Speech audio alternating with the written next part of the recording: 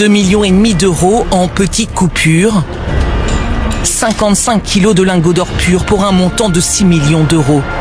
Cette saisie est le résultat de 10 mois d'une enquête complexe débutée en Italie. Dans des fonderies clandestines des environs de Milan, la brigade financière met la main sur de l'or et des flots de billets de banque.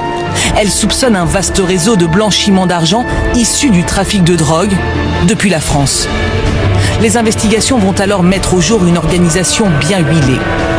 L'argent liquide est collecté à Marseille, mais aussi à Lyon et Paris, acheminé jusqu'en Italie pour être converti en lingots.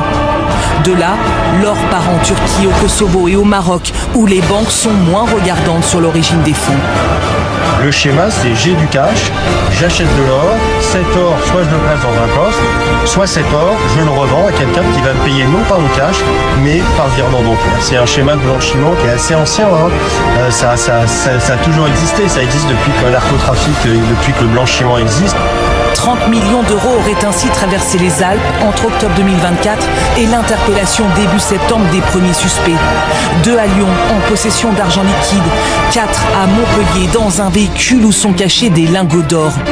Selon le procureur de Marseille, plusieurs de ces personnes sont directement liées à la DZ Mafia marseillaise qui règne sur le trafic de drogue, ce que conteste l'avocate de 2 mises en cause. 2 personnes qui ont quitté la Syrie en temps de guerre, qui ont le statut, qui ont la nationalité luxembourgeoise depuis plus de 5 ans et qui ont des casiers vierges. Venir nous dire que c'est la DZ Mafia, il serait très prématuré de pouvoir l'affirmer.